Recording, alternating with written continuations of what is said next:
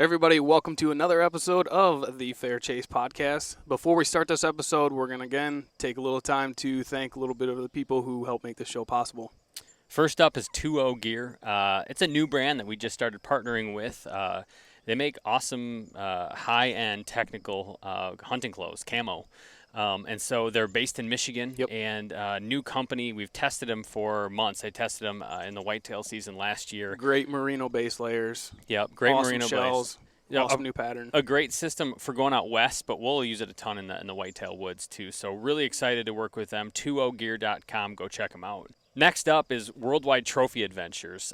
It's an awesome, basically, connection to outfitters all over the world. So as a lot of people know, good hunting ground is really hard to come by. And oftentimes the best way to ensure that you're going to get in a good spot, or maybe you need to legally have a guide, is to go through an outfitter. Mm-hmm. And so, as you might know if you've heard us before, we've had good experiences and bad experiences with outfitters. Which means, in order to ensure you're going to have a good experience, you have to do a ton of research, you have to talk to people, it's just a lot of messing around. Worldwide Trophy Adventures, or WTA, does a lot of this work for you at no charge. So by booking your trip through WTA, you can rest assured that you'll be in a good location with a reputable outfitter that they've certified and endorsed. If you're looking to book a trip of a lifetime like I am, just headed to a moose hunt here through WTA, you're going to want to check them out. Go give them a call. Actually, I have the number right here. It's 1-800-346-8747, or check out their website at worldwidetrophyadventures.com. All right, so we love TrophyLine. They offer more than just saddles. Believe it or not, they have their own climbing sticks. They've got platforms. They've got a ton of extra packs. gear. They've got packs. They've got everything. Knee pads. Everything that you're going to need to be a saddle hunter, they have it. So if you want to start saddle hunting this year and get into the game like everyone else and really love hunting even more, go to TrophyLine, check it out, use the code TFC10 to save yourself 10% on that purchase. We're big bow hunters. Sights, quivers, stabilizers, those kind of things are really important if you're going to have a deadly setup. And so we've tried a lot of different companies in the industry, and we've kind of figured out that we really like Redline gear the best. So we are shooting their torch sights this year. It's a really cool sight. There's a lot of good micro adjustments you can make. You can customize a lot of the stuff on there. Really make it your own. The chargeable USB rechargeable light is really sweet. Cool. And so we're huge fans of their stuff. We use them all the time. It's worth going to check them out. Check out Redline. Use the promo code TFC10 for 10% off your purchase, and let us know what you think. We love them. Welcome to another episode of the Fair Chase Podcast. For those of you who have been listening, you know that you're going to be hearing something pretty important at the beginning of the episode today. And that is that Christensen Arms is doing a pretty cool kind of a gift card giveaway thing. So basically, if you're gearing up for deer season, in Michigan here, it's November 15. If you're getting that sweet new, 6.5 Creedmoor, 300 PRC, whatever you're looking for, and you go to Christensen Arms, they have this kind of cool thing where you purchase a rifle of theirs, and you get $750 to their store on top of it. So things like accessories for Christensen rifles, stuff from Loophole, Mystery Ranch, Half-Ace Blades, Uncharted Supply Company, and more. And just a reminder, Christensen Arms is the first company to create a carbon fiber barrel back in 1995, back when, Kevin was still kind of on the teat, if you will. And you were a little old for that there, Kevin. But you were like 11 at that point, 10? It's not cool. Those were kind of like the years that I was in between being on the teat. the dark years. Yeah, that's right. Yeah. Anyways, go to christensenarms.com. Take advantage of this incredible offer. All right, now that I got that out of the way, we have a special treat for you today. And I would normally say it's that Kevin's here, Kevin Vistisen, but it's actually that Jared's here. This is a treat to have Jared with us. It's been a while. Yep. I'm back. It feels good to be back. Hello, all. I've been super busy with life, but today, not so busy. Actually, it was still pretty busy today. I was surprised I actually got down here and got this all set up. So I appreciate you setting the time aside for me, Jared. Yeah, it was because you were coming on. Well, so, and everybody should know this is Kevin Vistisen. He's the Deer Hunter podcast. So, like, if you think deer hunting, you should think Kevin. It's literally in the name of his podcast. And I wanted to get Jared and Kevin on the line just to basically talk. We have deer season here in Michigan opening up in Less than a week. 6 days. Yeah, less than a week. I just need to, we might need some time to process that, maybe discuss it like gentlemen for a while. Oh, I've processed it quite often, and I am drastically underprepared. Are you? Oh yeah. Why? I don't even think I have a trail camera out yet. Like you're sending me all these pictures of stuff, and I'm sure people have had them out there for months or haven't even taken them out yet. I still have them. Believe it or not, the ones that I have are still connected to somebody else's account. I have to call and get those unlinked to them. What you should do is you should just lean into it and you should just be like, actually, I don't run trail cameras. It's not fair chase, and turn it into a whole a holier than thou thing. I don't do trail cameras. I like to just play sign. I could. You could do that and save face about not being prepared and just look like, oh, I just go out and I let the woods talk to me. I probably will. Let's not beat around the bush. I don't have one out yet, but The cool thing about getting to be a little bit older is that you need less time for preparation, right? You go out in the backyard right now and probably kill a deer. Oh, if you had to, right? So I'm thinking give you 12 hours and you're like, hey, we're going on a serious deer hunt. You're like, I'll be ready. If it takes you that long, it shouldn't take you long. You should always be a little ready, Yeah, I'm ready. You got your backpack set. All you need is throw in a knife and, Believe it or not, my peep sight isn't even served in. Oh, yeah, want to get that addressed. That you might want to take care of. I'm not going to call them out. I know. But last time we were with you, Kevin, I thought I had it all. I had it all good to go. And then I don't know if because my bow sat for a little while and I wasn't shooting it, but I went in the backyard, started shooting. Could it have been that everyone was drinking that day? Maybe including the person that put your bow together. That could have been it. Could have been. He probably made his way over and cracked one. Yeah, I'm just looking at potential variables. Every time I pull my bow back, the peep sight just twists, and it's just not in the right spot. So I got a little monkeying to do before Sunday.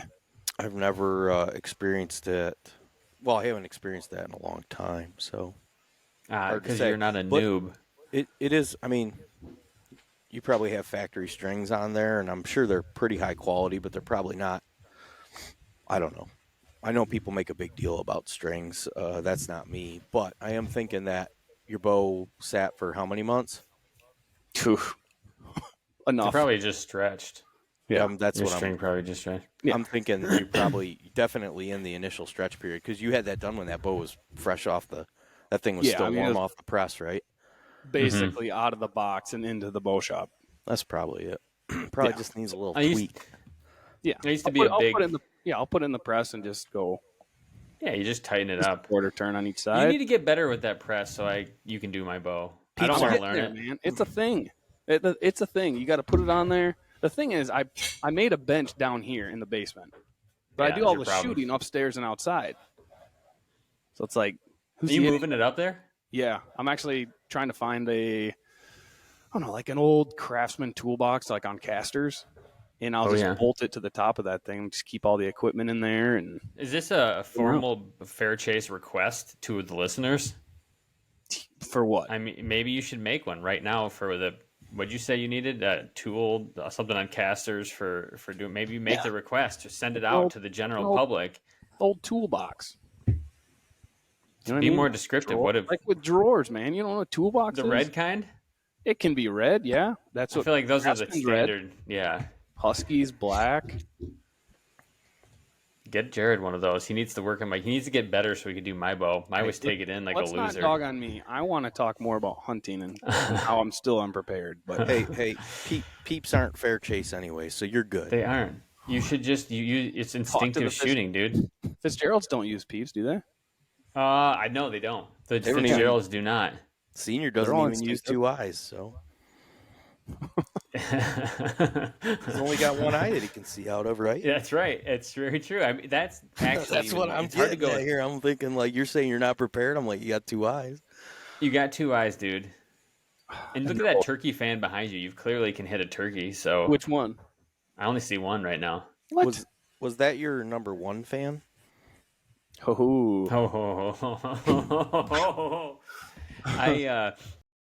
All right, we're going to take a pause here real quick and just thank a few more guys and companies that help make this show possible. First up is Vortex. We can't say it enough. We love their glass. We love their binoculars, spotting scopes, rangefinders, their apparel. James is rocking a nice little hoodie here. They make awesome stuff. And if you guys are looking to make a purchase at Vortex, go over to their website and use the code TFC20 to save yourself 20% on the next purchase. That's a big, good discount. Use it. Head over there and get something. A bow makes a man. Does and, it? Yeah, that's what I was told. And we're big fans of prime bows. Shooting it for years, Michigan-based company. We're shooting their latest Revix series of bows. Mine's that 36 long boy. I'll generally take a few shots right back here and just. Yeah, we're huge fans. Smooth, great balance. They're just go check them out. There's tons of technology. One of my favorite things that they have is their grip.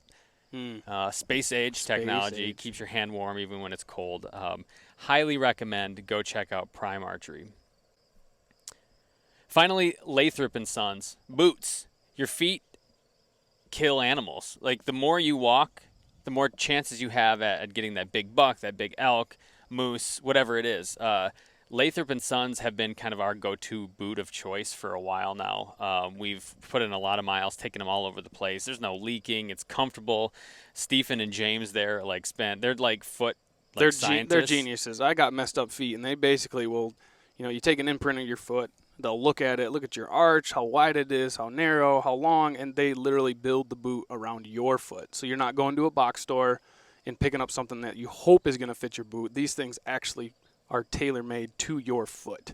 So they're super comfortable. Mine, I could walk all day in them. So if you're looking to get a boot, if you're looking for a boot that's made for you and not somebody else, go check out Lathrop and Sons. Actually, I do have a question for you, Kevin. I just my batteries in my trail camera ran out, so I literally went out today and I updated the batteries. I put Walgreens brand batteries in because I was in a pinch. I just wanted to get out. I put it out in like July or something. Is this or August. a cellular camera or a SD card? Yeah, cellular. That's how fair chase I am. And Well played. Yeah. Touché. Anyways, I ran out. I felt weird. I'm like, it's so close to hunt season to put it out, but I'm like, it's public land, so I'm just gonna. Everything's changing. Anything right goes. Now. Yeah, it's just everything's changing right now. Anything that anybody's invested a lot of effort or time or emotion into prior to like October 1st on public land in Michigan, probably. Well, I mean, they had a good time, so they didn't waste. You got to see some deer. It's exciting. But it's probably not going to pay big dividends come October 1st because, I mean, even now the bird hunters are getting in the woods, squirrel hunters are getting in the woods, bear hunters just plowed through all the darkest crevices. Yeah, dude, everything's just. I mean, my camera's got all super weird here, and then I recognized the fact that all the bear hunters were out, and I'm like, yeah, okay, we're gonna have a little bit of recovery time here or complete realignment, so you're good. Yeah, that's what I think too. It's like, I mean, like you said, when bear guys come in with their dogs and just train and throughout the land, especially like where you are, holy cow. Yeah. Like like you said, and it's resetting anyways because of changing food sources and like all this other stuff. But like you throw on top of it, just bear dogs going to town, like it'll rustle things up a little bit.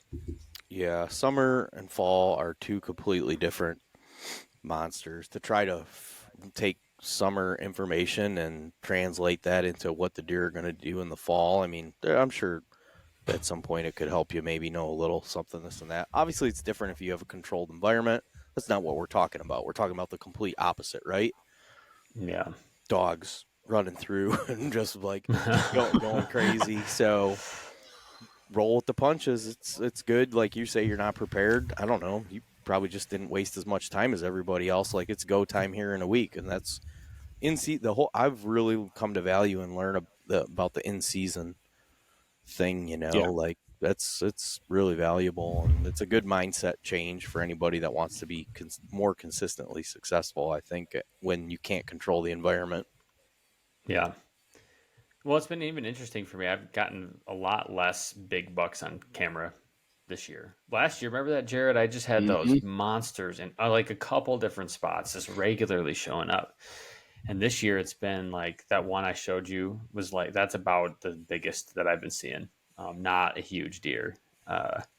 So hopefully it just, like you said, and I think this is going to be the case, is when everything resets, just go where you know deer will go, and that's either based on spending a lot of time in there in the past, or just looking at the sign and knowing like if somebody goes in the woods, like this is probably where those deer are going to go.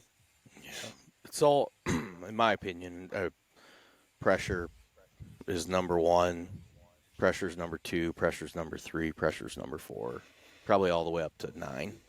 Then you can think about food sources and water, moon phase, especially in Michigan, man. You're not wrong. Yeah, no, moon phase, you can put that maybe down in the 80s or 90s.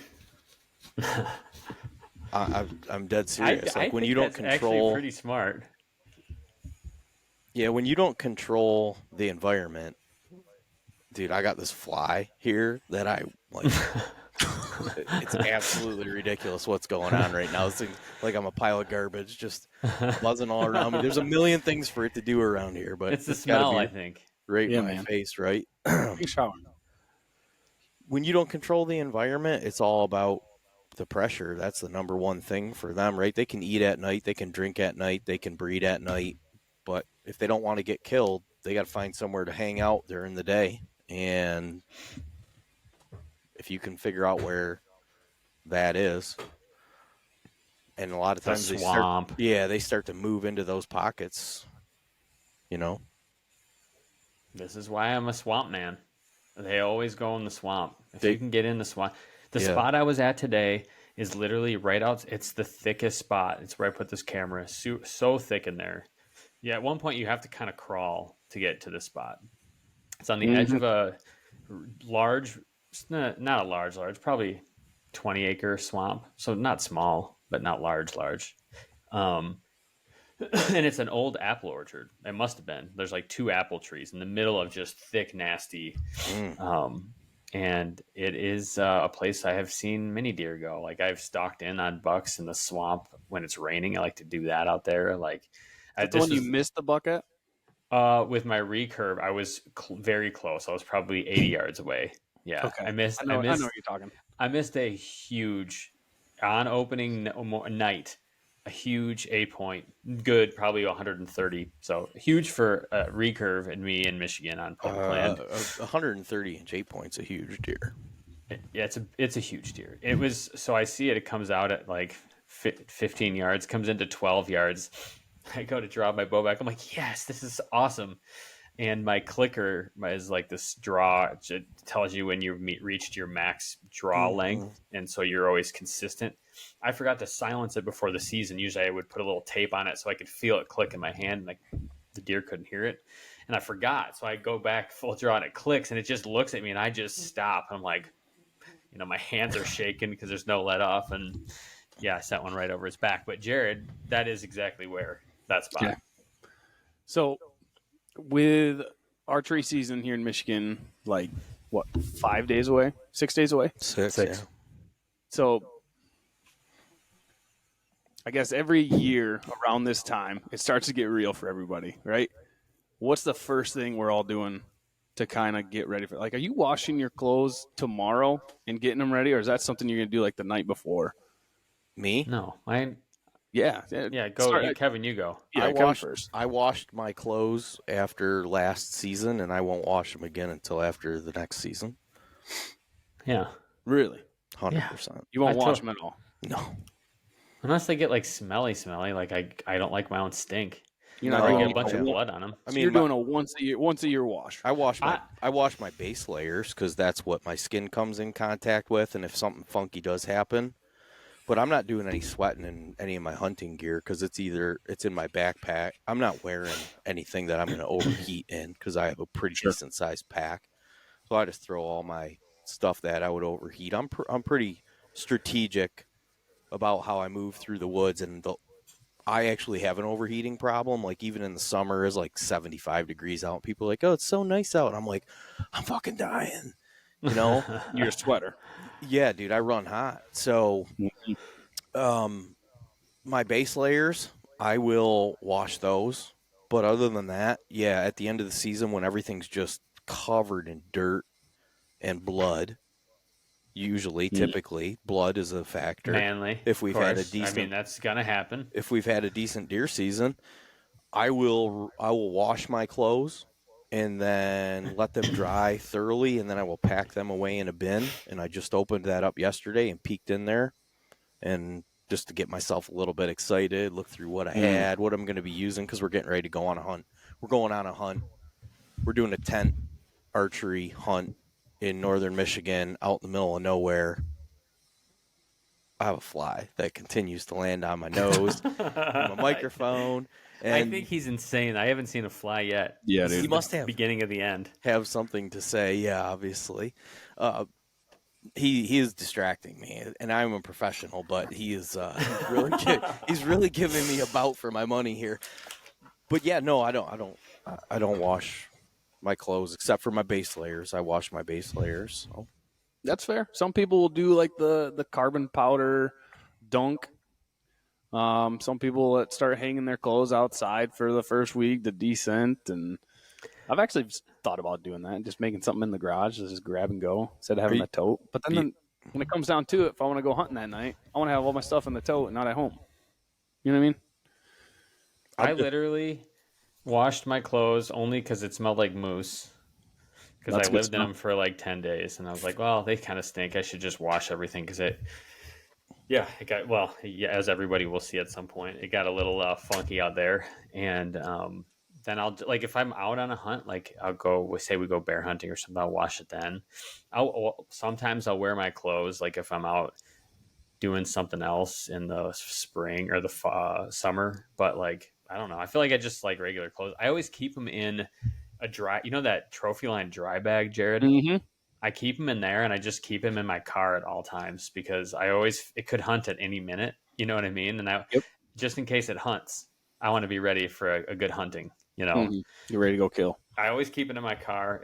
I don't worry about smell. Although I will say I do have one cool contraption. I've done it once. It's for aperists. So like bee guys, they have that little thing that does smoke. It's got like a bellow on it, and you can you build a little fire in there and smoke out my clothes. To me, that if you're going to do something, just do that, because like you're never going to get rid of your scent. So if you really want to be like scent control, like make your clothes smoked out right before you go out. Because a lot of times I'm hunting, with not far from like farms and stuff, and like that smell will be in the air. And I feel like if you're going to do anything, that's the way to do it. But I don't do it that much, so I've probably done it twice with it. But I have it, and it's kind of cool. I'm not obviously I'm the extreme, right? Like I hunt in my work clothes. I'll go work all day. I'll be pretty dirty, and as long as I can get away with it, until the temperature demands that I put warmer clothes on. I'm the king of convenience, so yeah, I'm not changing out of anything that I'm comfortable in. So I'm definitely a wind guy, 100%. And I move around a lot, so I'm not too worried about it's obviously different if you're going into a farm or trying to not alert deer to your presence, but I bounce around a lot, so it's not too big of an issue. But as far as cover scent goes, it's kind of interesting. I had a very interesting situation last weekend. We did the antlerless hunt. Yeah. I knew we were going to have the exact wrong wind, but we had limited places to sit, and we had a good food plot to sit over, and I was like, really our wind's blowing straight across this, but to the right of us and to the left of us, there's a lot of area that our scent's not blowing across. And I anticipate the deer coming out from each side, left or right. So I was like, unless they get into the center of the field, it's not going to be too big of an issue. And if Right. we decide that it's a doe and we're going to shoot it, then they were not going to get that far anyways, right? But so I've been playing around with this scent product that we developed, and I took the branch catalyst and sprayed it all over the ferns and the pines around. We set up a ground blind, pop-up ground blind, brushed it in a little bit. It's actually a sweet setup, man. Like, those things are worth $1 million if you're hunting with kids. Get a nice pop-up ground blind, Yep. a bigger one that you have some space. So they can have snacks. They can stretch out, take a nap. Those things are, I mean, there's no way we could have done what we did last weekend in a tree stand or a saddle or Right. stick blind or anything, man. Those things are pretty bomb-proof for kids. So, but I knew we were going to have the wrong wind, and so I sprayed that all around us. I've been experimenting with different things. I like to see how deer react to it when they smell it. And I knew we were going to have a wind that was cutting right across the field. Well, the only deer we saw that night was a full velvet trophy class spike horn. I love it. Probably 135-inch deer. But if you had 135-pound deer. Okay, all right, there we go. I was like 135 inch. 103.5. There we go. Crockett spike. Yeah, Boone and Crockett spike. Yeah, no, I don't know what he is. If we're just counting antler inches, I don't know what he is. Yeah, he's maybe 10 inches. Ooh, a good 10-incher. He's a Jared. giant. Yeah, well, there's a joke there, but yeah, There's 10-incher. a joke. Yep. There's a joke there. It's a lot to handle. Mm-hmm. Yeah, it's a lot. He comes So out, we'll leave he it at starts that. milling around, and obviously it's antlerless, so we can't shoot him. So we're watching him, right? He's just feeding and feeding. We are over a clover and a rye thing, and he gets to our wind, and he just he just snaps his neck up like he's gonna break it. He hit our wind hard, and he turns right over towards us, and he just starts putting his nose up and smelling, and he turns right at us and just starts walking on a dime towards us. And I'm like, that's interesting. I wasn't expecting that. I was expecting him to stand there, maybe freak out a little bit, run off, take off out of the plot completely. Yeah. He came from 60 to 35 yards. Really? Yeah. So obviously he could smell that over us. I can't imagine. I mean, he's a 1.5-year-old buck. I say this all the time. They're the dumbest animal in the woods. They're dumb. That's maybe the best argument why they need a little level of protection from the state. It's a good point. They're just dumb as stumps. They're so stupid. I feel like a doe fawn is smarter than a 1.5-year-old buck. 100%. A 1.5-year-old buck is just random. It just makes bad decisions the whole time. Reckless. So he comes from 60 to 35 yards. It was perfect because my kid was with me. We got the binos on him. We're watching him and checking him out and everything. And we could have killed that deer a whole bunch of times. But I was like, I'm not a cover scent person or a scent person, obviously, at all, as far as like hiding your scent or trying to conceal your scent or have a cover scent. But if you were targeting a 1.5-year-old buck last weekend, and I'm going to be honest with you, my kid and I have never shot a deer together. So I was looking at that deer going, dang. He looks pretty good. This is a really nice situation for my kid's first deer. We've been watching him. We got the camera. We got the binos. Like, my kid and my son goes, I'm pretty sure it's a doe, Dad. I go, it's not a doe. He goes, yeah, I know. He wanted me to shoot that deer so bad. And I was thinking the same thing. I was like, I haven't shot a forky or a spike in a long time, but to have shoot my first deer with my son would be a really cool thing, and we could have done it. It would be cool, and I just don't know if you have it in you anymore. Do you think you could even shoot a spike at this point? Or have you lost that skill? No, yeah, I'm pretty good at it. I think that's probably similar to.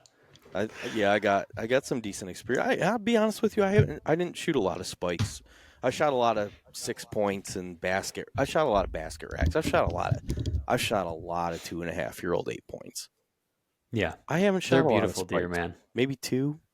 To be honest with you, 2.5-year-old basket rack 8-point.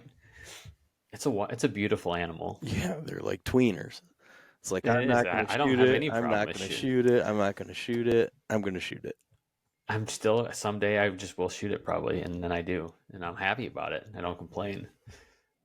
You were texting me. You said you had you have some hot takes. Is that right? Some fresh hot takes I think on so. deer season. Like, is there anything that you want to get off your chest while you have the mic here? You have the floor about this upcoming deer season.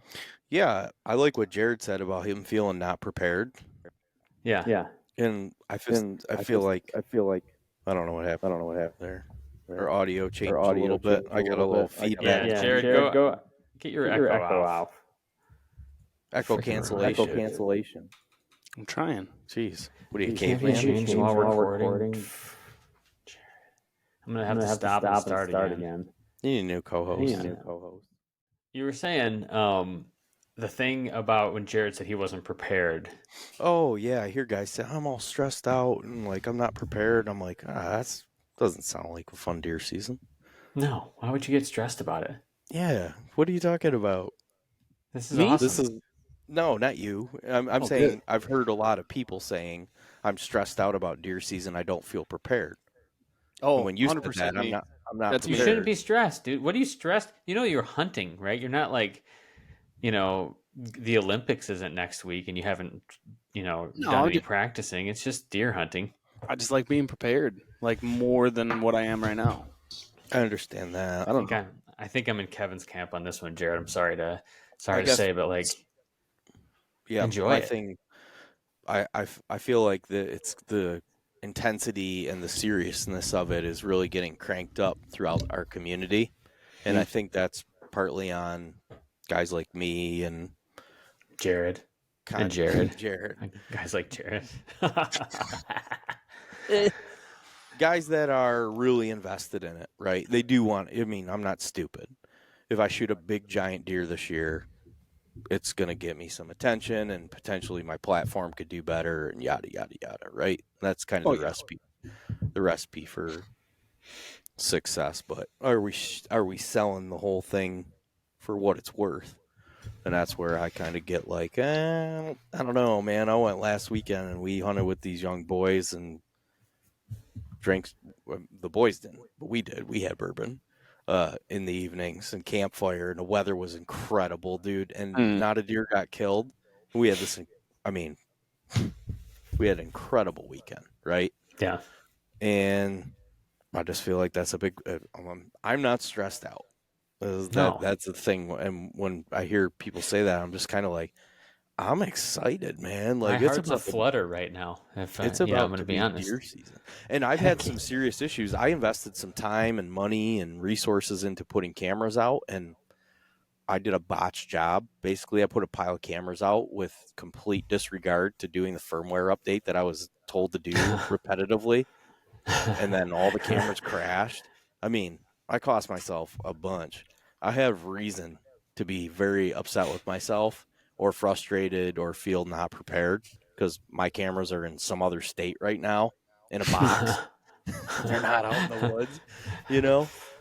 And so, but I was just like, whatever, you know? I know there's some deer around and I know how to shoot them. So I feel good. I want to tack onto that because what will happen is, and people that listen to this maybe will fall into this camp. It'll be like October 29, and somebody's like, "Well," they'll take a picture of themselves for their story in a tree stand. Just the grind.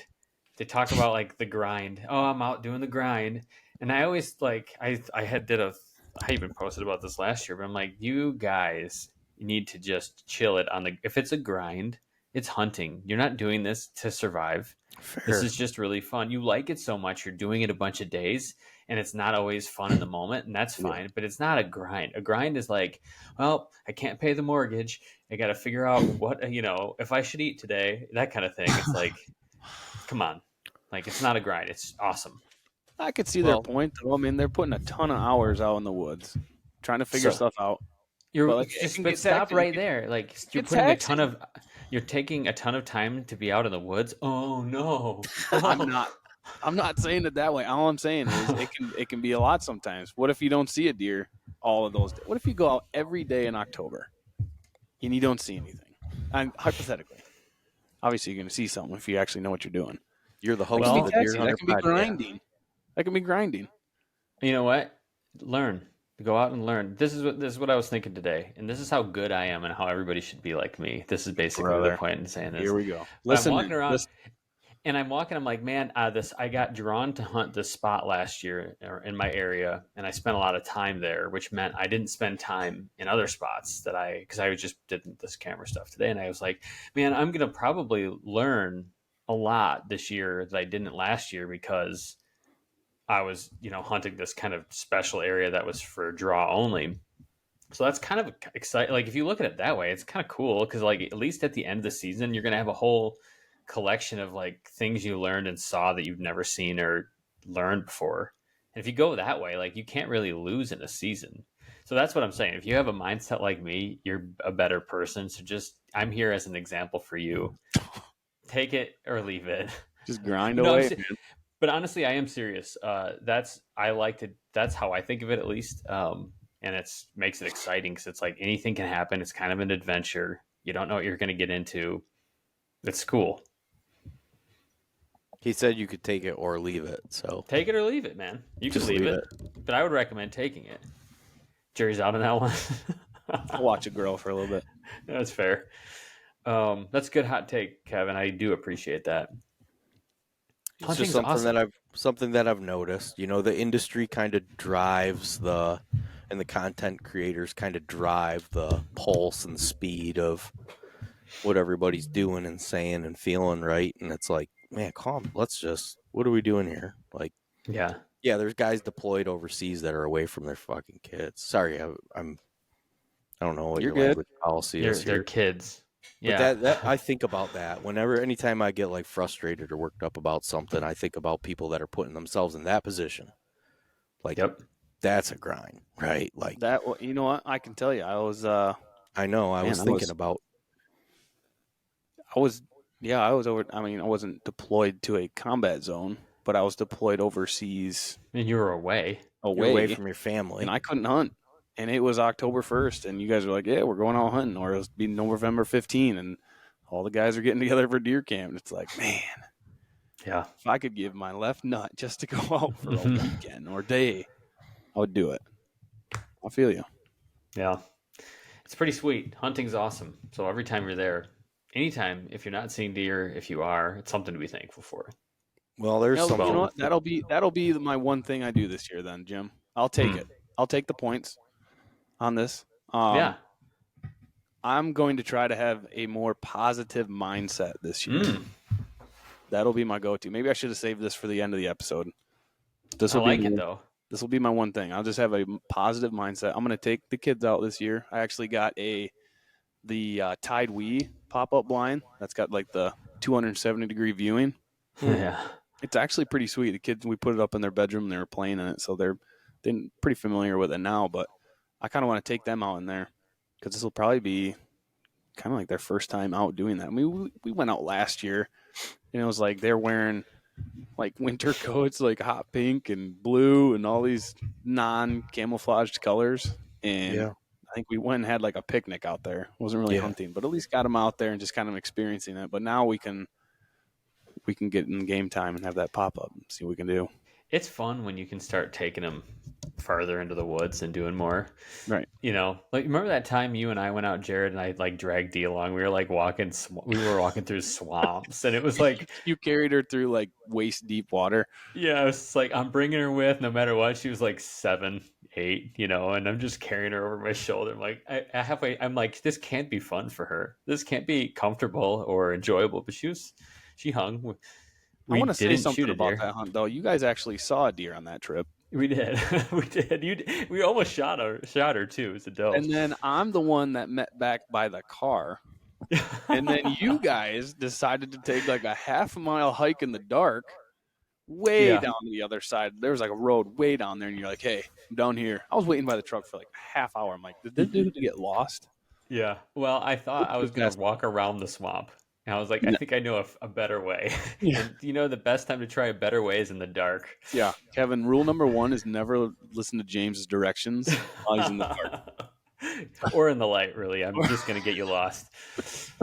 I don't think I've listened to anybody's directions since the onset of GPS.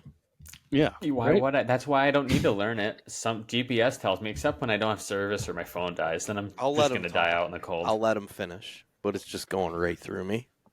Yeah, exactly. I'm not. It's not. It's taking a seed. It's just flushing right out, and I'm gonna just open Yuck. up my map.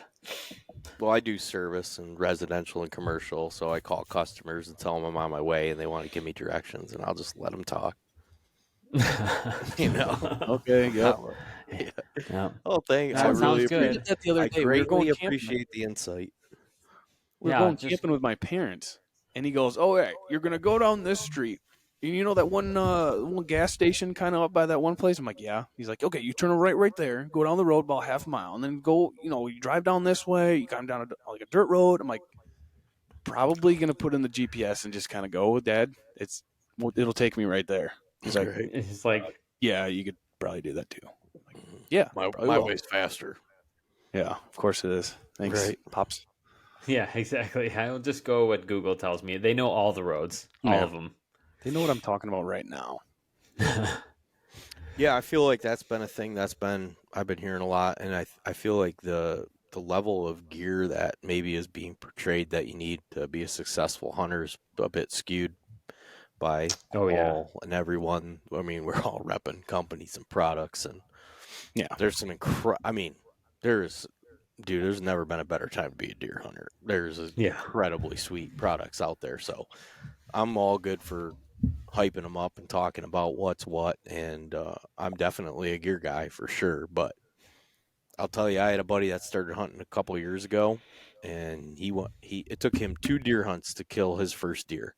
He borrowed my gun and he bought Carhartt bibs and a jacket, and he got a deer license. That was all Yeah. he had. That was it. That's all you And we need. went out on opening day of deer season, and he shot a deer.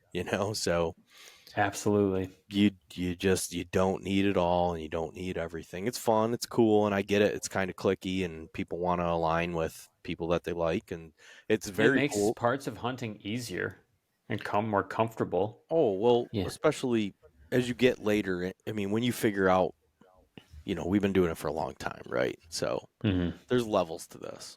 But if you're Yeah. entry level and you think you need to go out and spend 2,500, excuse me, I went into Watch it. a sporting goods store today for the first time in a long time, like a brick and mortar, kind of a more bigger box sporting goods store.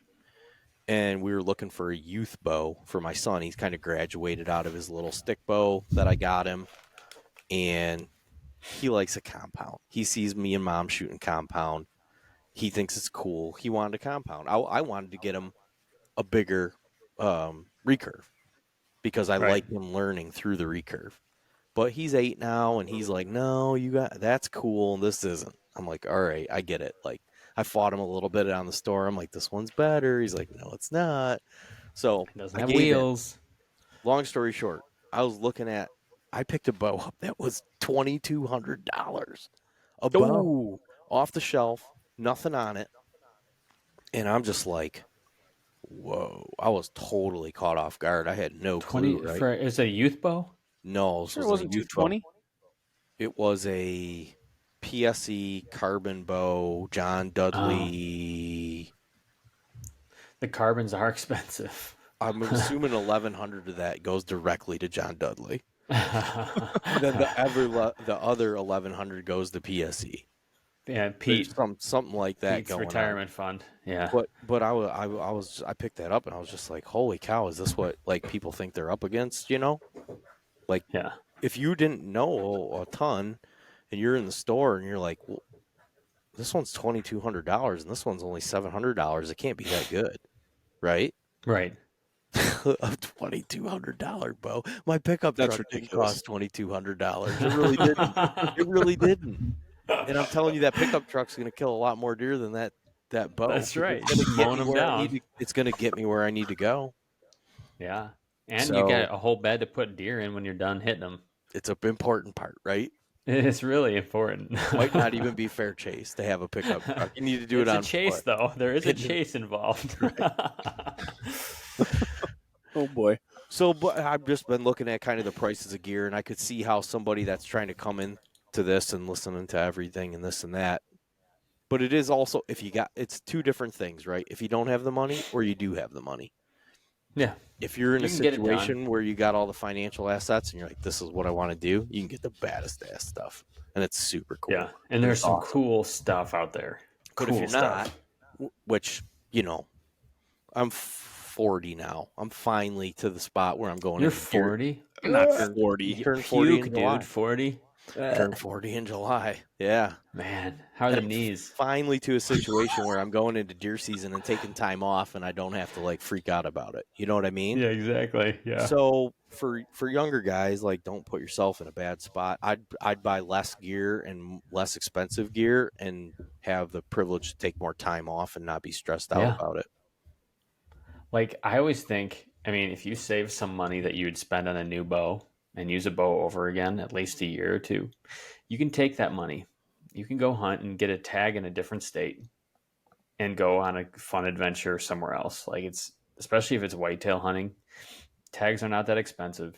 There's tons of public land in a lot of different states you can go. Like, why don't you have the experience of a new spot over the experience of opening new gear in the same spot? Sure. And again, going back to learning something, just use your money on experiences. They're going to be like more valuable to you than gear. And like, Right. like you said, I'm a gear guy. Jared, you know it. Like, I love gear. Love gear. It's cool. I like to learn about how things work and all the things they can make easier and whatever else. But like, still at the end of the day, and you know this too, Jared, like if I had to choose, I would sell, and I have many times sold a lot of gear to go on hunts, clear out stuff. So I have money to go to Illinois or, Montana. It's like, well, got to sell that if I'm going to make it happen. And it is always worth it.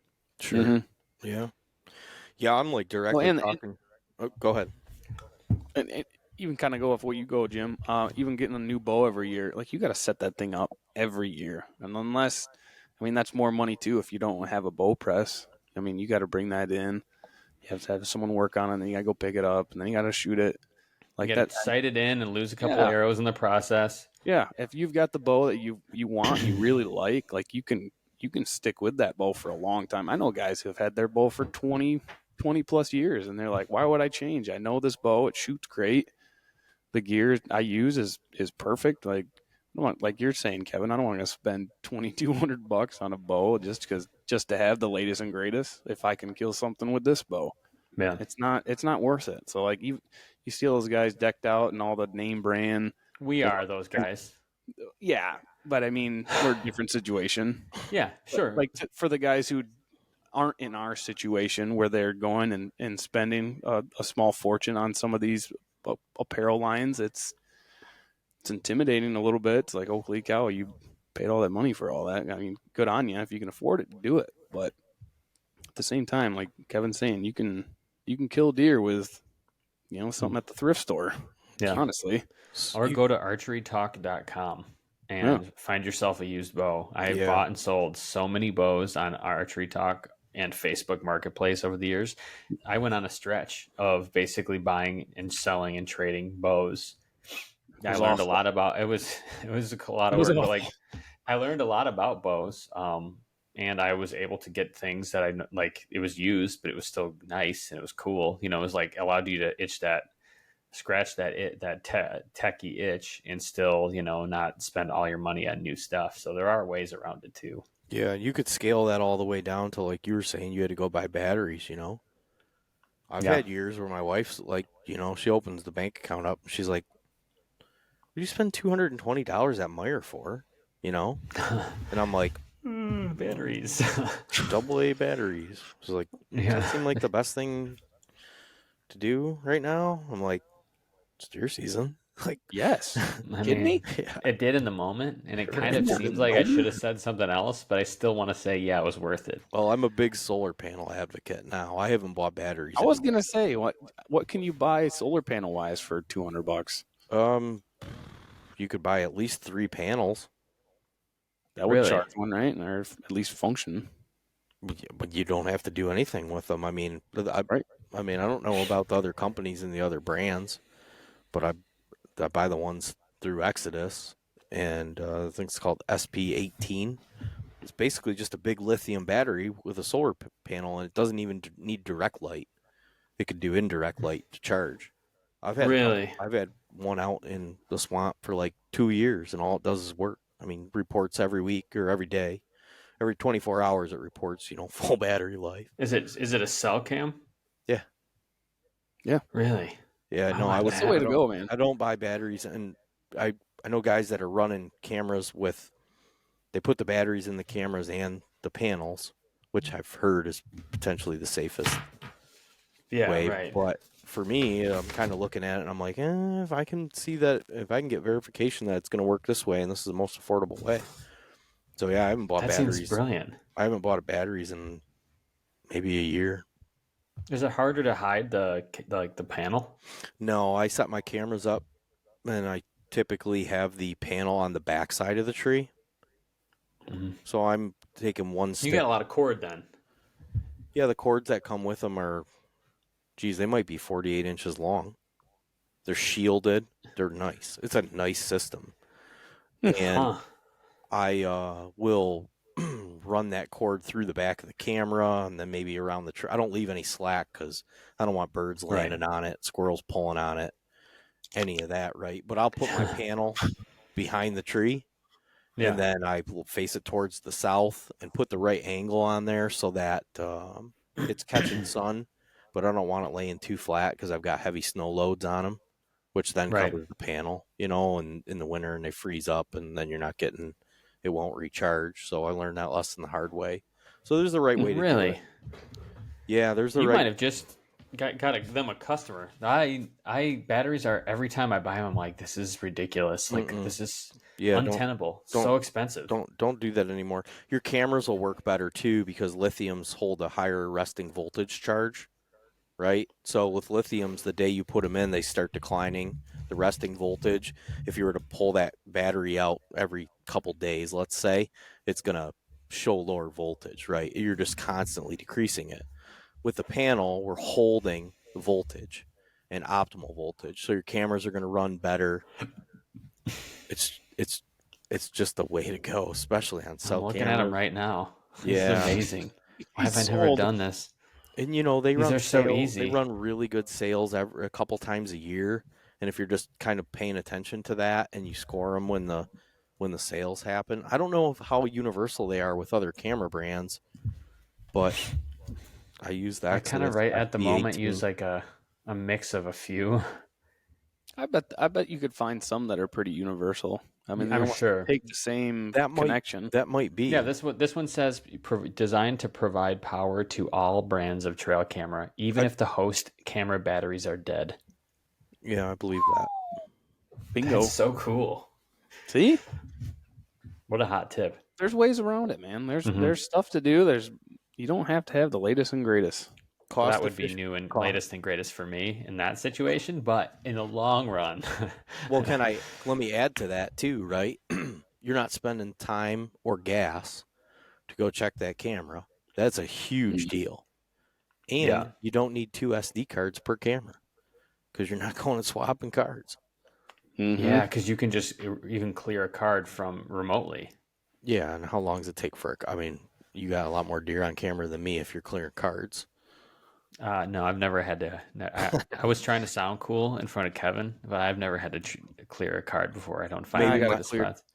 Terabyte cards weekly. It's ridiculous. It's frustrating. It's like the Lee and Tiffany Iowa cam that they have out. It's like their Iowa deer cam. There's just always deer on it. I'm gonna throw one of those out one time. Make a live stream. Yeah. Just of a swamp. Just throwing up over the swamp. That's where you can see all the swamp elves at night. I'm pretty sure there's such things. Those things are just crawling around the swamps at night. Weird stuff happens in the swamp at night, man. I've seen some weird stuff on my trail camera. I had a guy come through. I think he was bear hunting, and I think he got lost or was looking for a dog or so. I couldn't make sense of it, but he was carrying his shoes and his pants, and he was in boxer shorts, and he was just soaked up to his tits. He had a bad day. It was like 2:30 in the morning. So at 2:30 in the morning, I have a guy in his underwear. He either really had a great night or really bad. Yeah, that's what I was thinking. I was like, "Geez, am I gonna run into this guy? Like, what's he doing? Is he staking out there?" He's nice till he runs out of heroin. So just make sure you got a little on you, and it'll keep him away. His meth, it's a meth thing, I'm sure. We can resolve You this. can stay pretty warm on meth. Yeah, Oh, so if gee. you can see, I don't know. I've been trying to figure out ways to be cost effective, time effective. I'm as busy. I keep redefining my busy. So going into this season, it's going to be a little bit of a challenge for sure. Like I've got more going on than I ever have this time of year. Usually this time of year, I'm like, all right, I'm slowing down. I'm looking for things to do. I can't keep up right now. So you're going to add in deer season. I already got a talk at work today. They're like, hey, about that paperwork. I'm like, I'll get the paperwork, you know? Yeah. But I was kind of like, all right, it's not even deer season yet, and I'm hearing about it. You know, this That's isn't going to trouble. go, this isn't going to be great. They're going to be disappointed. I'm here to let you down. Yeah. It'll be disappointing until December 31. And then, maybe we'll turn things around then. I always play that game with my wife too. Yeah. You know, I'm like, well, it's opening week and it's early season, so you know it's a real good opportunity to get a big deer. You know, I'm not lying. But then Yeah, what no. that transition into? Well, it's a Well, pre-rut. This is a really important time. You know, I really got to be focused. This is a great time. Then what's that transition into? And you got that real peak rut. The rut. Listen, this is really important This right is now. it. This is it. And then if we get past that, you know, it's like I got to get a deer killed. I got to go. Well, and they're predictable. Their winter patterns. Like you can't let that just go. The next thing you know, Second rut. yeah. Oh, well, I've shot. I got something to say about the second rut. I like the second rut a whole lot. I know you do. Yeah, but my wife's like, okay, 3 months have gone by, and you keep telling me this is the important week. You know, That's how it works. it is how it works. It's how I feel. I'm just being honest with you. What do you want? Honesty? Yeah. You want lies? We want a relationship full of lies? You got to know what's on my mind, and it's hunting all the time, every day. October through December. Yeah, it's just that's basically. I'm going to be trying to find a way to go in the woods, even if it's just like an hour. I'm going to try to get out there. I know I always struggle with the one tag thing. I was like, yeah, probably this is the best way to have better quality deer, but I'm like, I kind of want 3 tags. I know it's really nice to be able to shoot more than one. You know what? We got so many doe tags though this year. I like shooting does, so it's fine. A good deer season for me is 3 does and a buck. I like that a whole lot.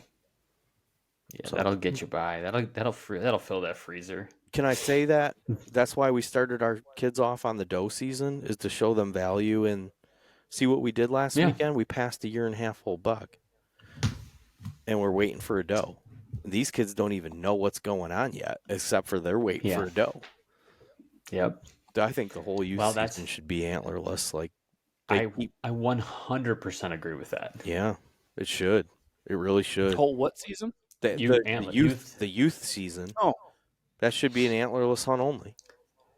Well, especially because the DNR is always like, well, we're always fighting against culture. You know, the culture of Michigan is everybody. You like, guys are the one. A great way to shape. It. Yeah, here's how you shape culture. You just say, hey, you can only shoot a doe, but you can go out early, and all the kids will do it. They don't care at that point. They just want to shoot a deer. No, unless they're a kid. There's a I'm sure there are some kids that are like, no, they don't normally care. They want to go out there. They want to shoot a deer. They want to be with their parents. You know, their dad usually, and simple. Well, you were talking about the girls having a picnic too. That's why I like that's why we've used the doe hunt to introduce the kids, because it's kind of a low pressure hunt. You know, it's like whatever. Yeah. You know, we're just make some noise. You can piss people off a little. Yeah, it's just not a big deal, right? Yeah. So that guy, he's walking right now. They literally put Chad Stewart wrote an article last week that went out through the Michigan DNR about trying to change the culture on shooting antlerless deer, and I'm like, hello, you get the perfect tool right here, opportunity to get the next generation to value and understand the importance of harvesting antlerless deer. Yet we're not doing it, so I don't want to hear about it. Yeah. Yep, there's just so many ways that we could fix a lot of the problems in Michigan that If are really straightforward, and honestly,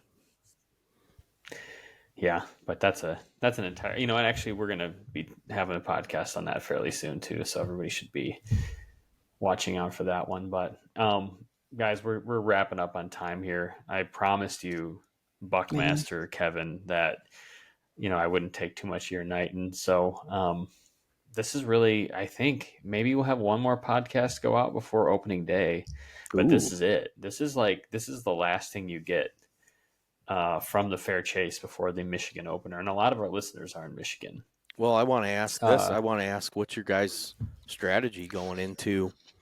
Like, where are you going to be investing your time and effort here coming into this deer season and throughout the deer season to fill your goals and objectives? I'd like to hear that as we close out. I love that. Jared, why don't you go? All right. I'm still getting an echo in here. You guys still hear that? No. Okay, cool.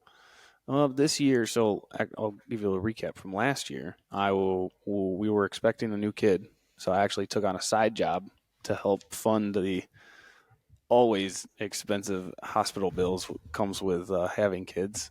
So like my entire hunting season last year was capped up with side job painting.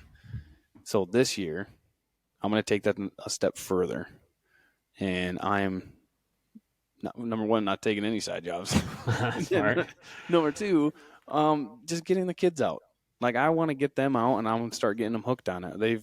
They've shown interest that they would like to come out through the past couple of years, but I think this year will probably be the year that I'll be able to get them out and really kind of spark that flame.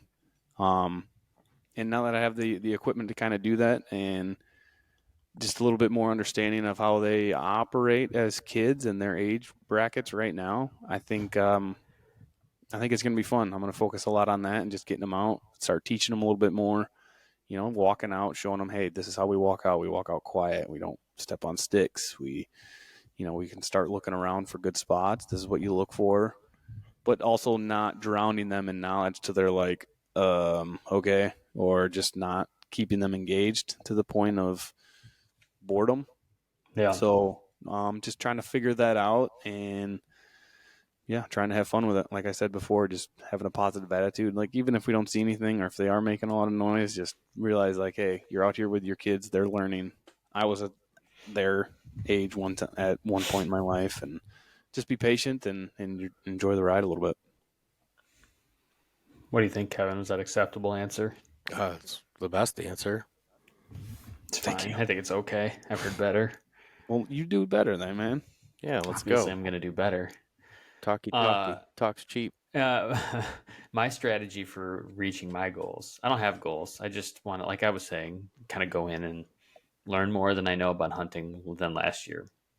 And so my strategy is to go out as much as I possibly can into as many new areas as I possibly can and use as much time as I can in the woods to learn more about hunting, hopefully shoot some deer in the process.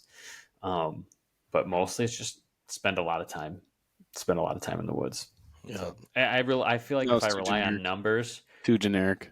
a numbers game, just if you do it a lot, like a lot of hours in the woods, I don't even need to be good at hunting. I just got to be in the right spot. Just the grind, huh? Just grinding it out. Just the good grind. I have the opportunity to hunt a bunch, and I'm going to make the most of that opportunity. That was the only reason I was ever successful when I was younger. Yeah. I just sat in there, man. I just sat in there. Just hang out in your tree as much as possible. And love it, every minute of it. So yeah, that's my honestly, that is my goal. It's not that exciting, but it's like, just go do it a bunch, have a lot of fun and learn a lot, no more next year. And so I can hopefully get to the point where I'm a consistent buck killer, Michigan public land buck killer. That would be really cool. And that's a lifetime. Months, you're going to be wishing, man, I wish I would have gone out more. Yeah. And I just want, it's like a lifetime of trying to do something like that. So that's what I'd like to do. Are you spending, what percentage of your time are you spending on public versus private? 90% on public. How about Probably you? 95. What are you doing, Jared? How about Same. you? I don't have private land around here to hunt on. So it's driving probably half hour Okay. to the nearest public, which isn't bad, but I probably could take the extra motivation and start asking some of the farmers around here permission because there are some big bucks running around here. Right.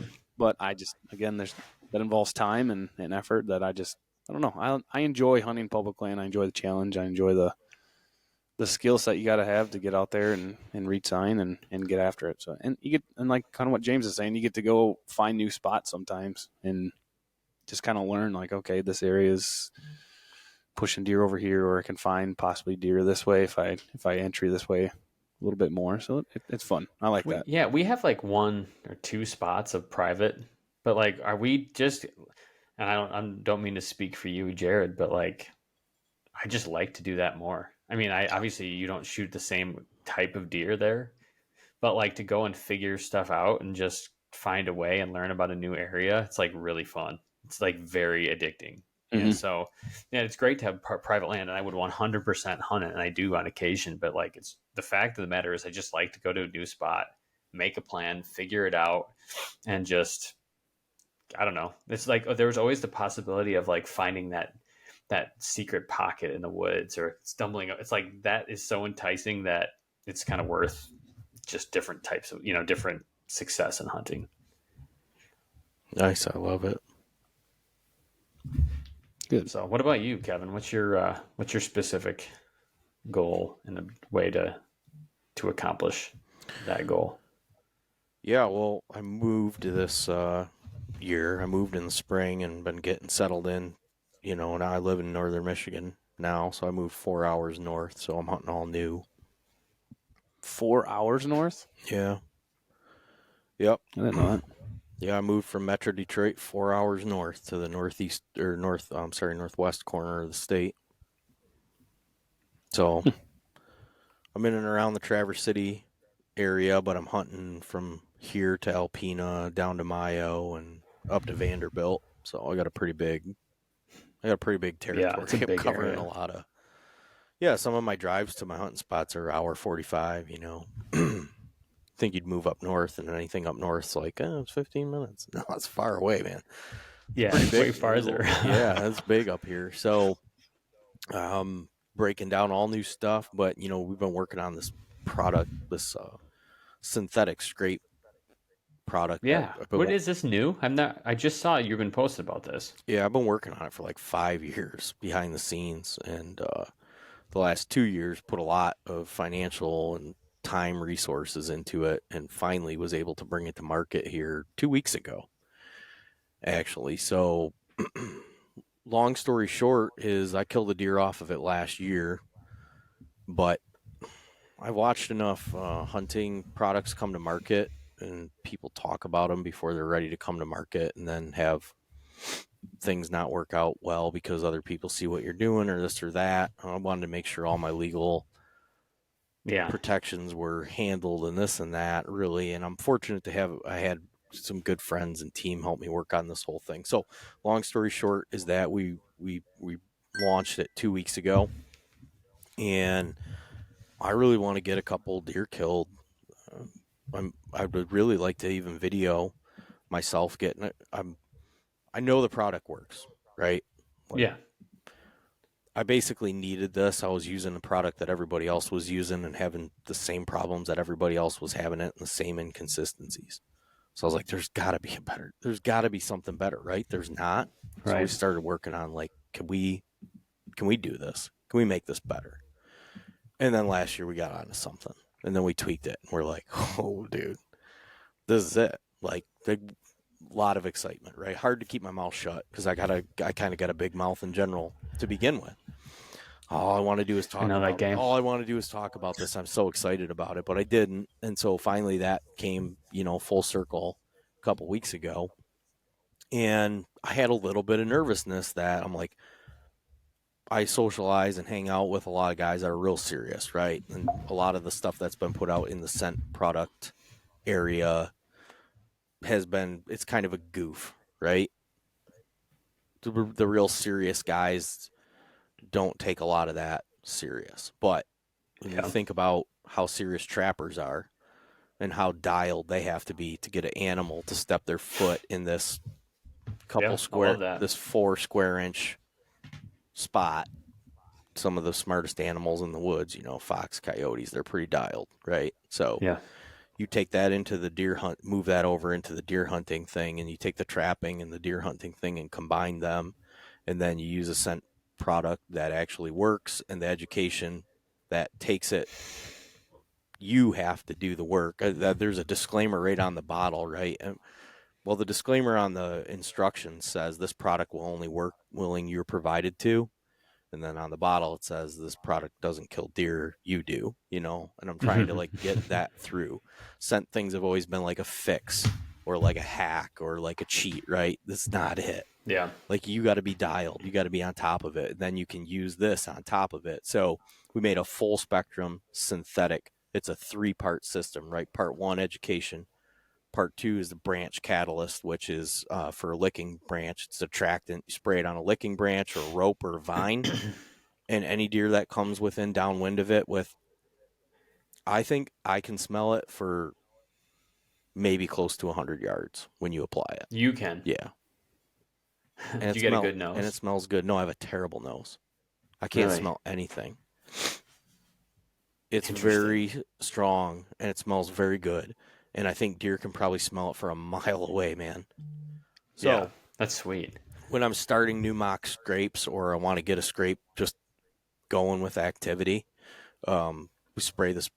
That's why I call it catalyst, right? Because it accelerates a natural behavior. We're just trying to get the deer to come and interact with the licking branch and then start putting their scent all over it. And then then it's doing, you know, you just get the ball rolling. You get the party started, right? Yeah. So once that licking branch is active, you're in the chips. You just kind of leave it alone. And that's maybe the hardest thing. And where where I've messed up in the past is like, oh, a little bit of scent worked real good. What if I do a lot of scent? You know, I go back there. I've done that. And through my camera studies, that's never the case, especially with big deer. Like once it's up and running, it's the best practice to just kind of stay away from it. Yeah. So yeah, and then we made a synthetic urine that goes in the dirt. So you can go there, kick up some leaves under a licking branch, pour the part 3 synthetic urine in the dirt, spray the branch catalyst. Cell cams are pretty much a cheat code, dude. I mean, it's hard. I just did that. Today. It might not even be fair on an entry or exit for bedding. Typically, you're going to have right where I put it. Yes. there typically will be a scrape already existing, and if there isn't, it's because there's not a licking branch. Mm-hmm. It's pretty easy to install licking branch. I use some real light gauge stainless steel wire or zip ties and just break oak limbs off. And that's what I did. Yeah. You can fix up a licking branch, and if you put it there and it's the right place, I mean, it's going to get any deer in the area that's coming through there is going to stop and investigate it. And man, I just got to tell you, it's perfect for inventory just to see like what's in the area. Like I literally put it out there today at 4. And I already had 4 different bucks go by and like a group of does. Yep. You don't need to just to be clear, you don't have to put a scent on those. Like you can set that up. A lot of guys, right, that just pee on it, right?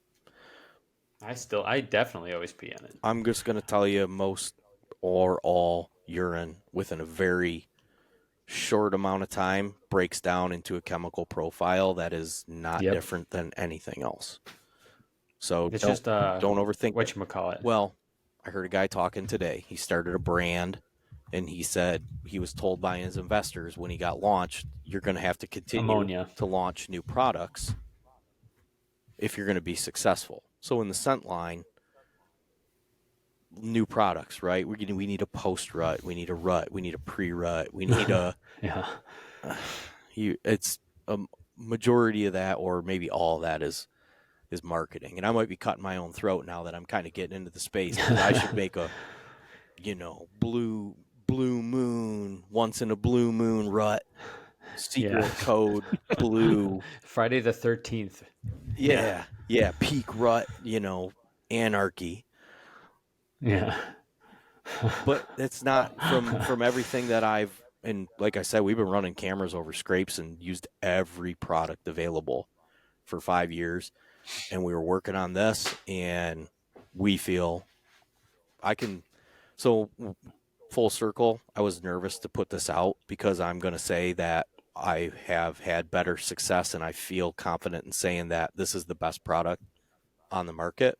It outperforms anything that I've been able to source. There's things out there that I haven't used or seen. I'm sure of that. So take that into account. But I go back a few years and I've tried everything, and this outperforms. There was maybe even a handful or one specific product that everybody's been using over the course of the past few years, and you've heard the real serious guys use that product, and I found holes in its game, and we put our products side by it, and we're like, this is it. This is better. This outperforms it in multiple applications and ways. And so here we go. Let's try to bring this to market and see what we can do with it. And I was a little nervous that people were going to get it and say, hey, it's not working for me. It's not doing it. But we're 2 weeks in. The pile of photos and videos that I have coming in is just awesome. And Really? Yeah. That drop time buck. You see the drop time buck? Yeah. Yeah, that's a serious, that's a Michigan buck? That, I'm not going to say what state that deer's in. So here's the thing. Some of the bigger deer that I've gotten, the people request, please don't share this.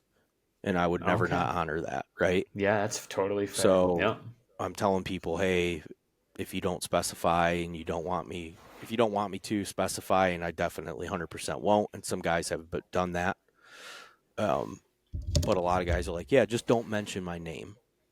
Don't link this deer with me, okay? And then you can share it. Yeah. And some other guys are like, I don't care at all. So I've been sharing a lot of that on our stories, and dude, I've got some good bucks. It's cool. It's actually fun to. I love trail camera pictures, so when you post them, I always like looking at them. Like they're my favorite thing. One of the reasons why I love this time of year so much is because I started looking at trail camera pictures more. Just a wonderful time. Cell cams make it so nice. It goes right to your phone. I wake up every morning with a smile on my face, knowing that in the night something walked past my trail camera. But when we could bait, cameras were great to have where we bait, especially if you're hunting bigger tracts of woods and things. Scrapes they're, in my opinion, they're the best, like, to run a camera on. You're going to get the best inventory. And to be honest with you, like I said, cell cams are the cheat code. It maybe shouldn't even be legal, but I'm just going to say that if you have this stuff set up correctly and you have a handful of cameras that are running on panels and you don't have to mess with those areas, you can slip in there like a ninja on a pattern. You're like, okay, he was here this morning, he was here this evening, he's here this morning, he's going to be here this evening. He's going to be here this evening. Let's go. It's time to go, right? And that's where in the past, you had to go in and check the camera, and you'd let him know. You just give him the smack on the butt, like Dan Infault says, right? Like, here I am, here I'm hunting you. But with the cameras now and the scrape game, man, it's just a pretty lethal combination. So we wanted to be able to capitalize on that. And it was a true thing of like, needs breed innovation, right? Mother of innovation. Yeah. So I was like, I need a product that's more consistent. A lot of products, deer are individual personalities. And from watching hours and hours of video of deer interacting with, like, hitting a scent profile and how they react to it, you can have some deer that react real positively to it. And it's not always a big buck thing or a doe. Some of the biggest deer I've ever had are like, under the cover of darkness, they're like goofballs about it. They're like, they get right in front of the camera and check it all out and this and that. And then you'll have a doe that'll come up and she'll turn inside out.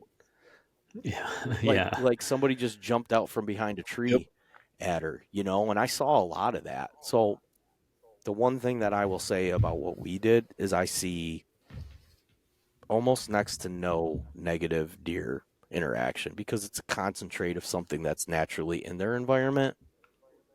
So I don't feel like, I feel like, or in my head, that's how I rationalize what I'm seeing, is because they understand and know that to be a natural scent. But it's really strong to them, obviously, because like I said, it's concentrated to smell it. It's concentrated to a point where it's like, yeah, you and I can smell it from a distance. So Gut pile. We have a blind on our property. That's the name of it. Gut pile. Yeah, that's the name of the Gut pile? blind. I'm gonna go sit in gut like it. pile. Let's go sit in gut pile. That's where the bucks are. I'll be walking through one, but oh, that's a gut pile. I actually had a deer that was shot. Someone left, and that was fairly close to one of my stands. And like I would be sitting there and regularly smell it, and just can smell that stanky gut. But I always thought, I'm like, it's covering my scent because deer would come right, downwind of it. And I'm sure they could smell that nasty carcass a lot better than I could. So I guess to close out, my goal is I'd like to get a deer or two killed over our scrape system. I'd love to do it on camera. And be honest with you, like I've been looking at some nicer deer, and I've shot a lot of smaller deer, and I kind of see what's out there and this and that. And I'm like, I'm looking at county records and state records and things, and I'm like, I wouldn't mind having my name in here somewhere. So I'd vote for you.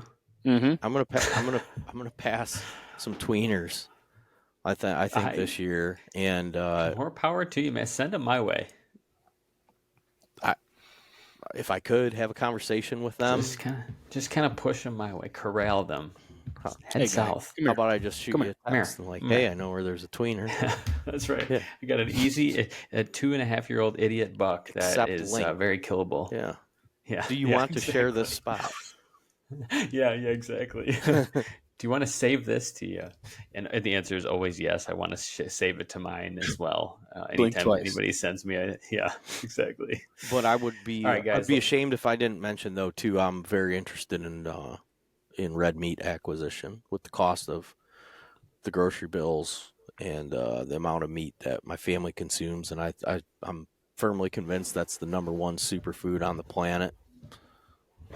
Oh yeah, meat acquisition. Talk to James. He's got a whole freezer full of it. You I have spent the moose, last, don't you? I spent 20 hours butchering That's for a moose. another podcast. I can't tell Jared the story. He's not heard it yet. We're doing a podcast on it. But let's just can say, you confirm or deny that you have moose meat or will have? I have so much moose meat. I've given a ton away, and I have probably at least 300 pounds, maybe 200 pounds. It's in the high twos at this point.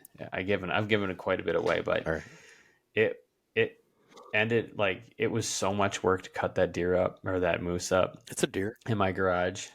It's a big deer. It's exactly right. I guess that makes it venison too. And at one point, my brother-in-law is taking his knife, and he's just putting all his weight on the knife, and the blade is kind of sticking up. So he goes, and it cut his hand. Oh. It looked like hamburger. Like he's real like sensitive with puking and stuff, or with needles and stuff. He passes out when he sees needles, and so he's like, James, I can't look at it. What does it look like? And he's showing me his hand. I'm like, and I'm with my brother, and I look at him like, let's stay calm. It's like an ER visit. I'm like, we're just gonna get in the car. We're gonna just have him look at it. This seems like it may need stitches, may not. We'll have to see when we get there. In reality, I'm like, if I just do this, I think I could see bone in there. Ooh. And so, dude, he gets there. We get him all stitched up. He of course passes out while they're putting the stitches in.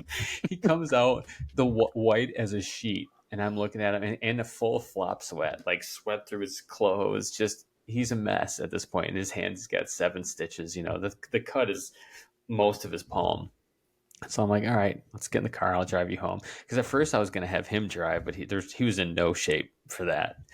And we're driving. We get maybe 30 seconds down the road, and all of a sudden he's like, I'll pull the car over. I'm going to throw up. I'm like, am I back in college again? Is this some, post-party puke? He literally is jumping out of the car, puking.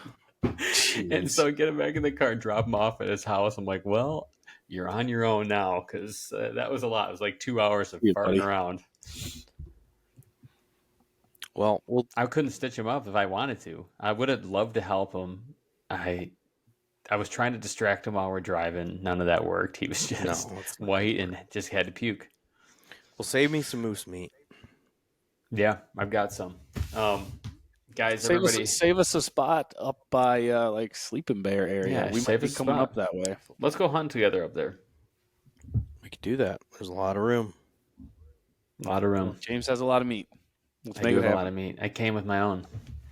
Anyways, let's end it here. Thanks for just kind of spending time, chewing the fat tonight. Everybody check out Kevin. He's been on our podcast before, but check him out if you haven't. New product. We weren't even planning on talking about that. I'm glad you brought it up. I didn't know much about it. I saw you posting about it. I didn't, know the story of it. So that's kind of cool. I'm excited to see what happens with it and just appreciate you taking the time to talk. Yeah. Is it live yet? Yeah, it is. The website is DH3THREE, so it's DHTHREE.com. And you can obviously I don't spell well. I'm looking it up right now. Yeah. Oh, cool. Yeah, it's clean. DH3 spelled It's out. clean. It's crisp. Yeah, it's a DH3. good looking site. It's good. I like this. Yeah, it's a three-part. Heck yeah. It's a three-part system: education, then the branch catalyst, then the synthetic urine. Right, but DeerHunterPodcast.com. You can find everything that we do through DeerHunterPodcast.com, and then DH3 is its own kind of side. I didn't want to house it underneath of the Deer Hunter Branch. Side branch. Yeah, exactly right. So it's a different little project that I've been not little. It's a sizable project.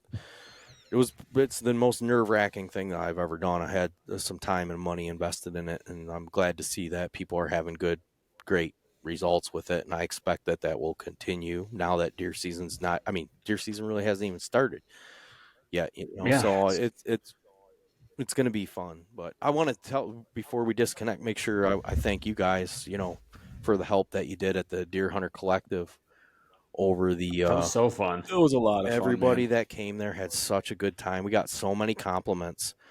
I literally had a guy tell me, he said, I came here today not expecting to enjoy this.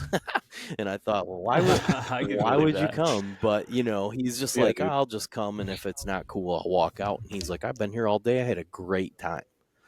And That was so fun. I think Oh, we'll try to. Minus the snowstorm. I like the snow. Well, you had to drive in it.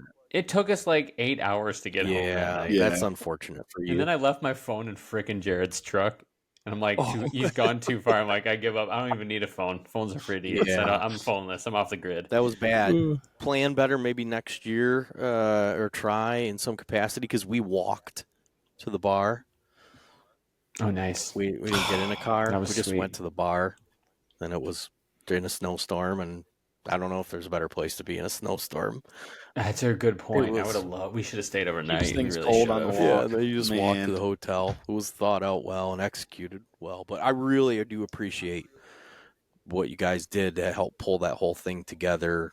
And I plan on expanding on that this year. You put on a good show, and that was well, I Absolutely. learned a lot. Had a lot of fun. community effort, right? It's as much as Yeah. us all getting it organized as the people that show up. Look at the interaction that we had from the group of people that were there. I mean, that's kind of makes the whole deal, right? Nobody shows up. It's lame and Yeah.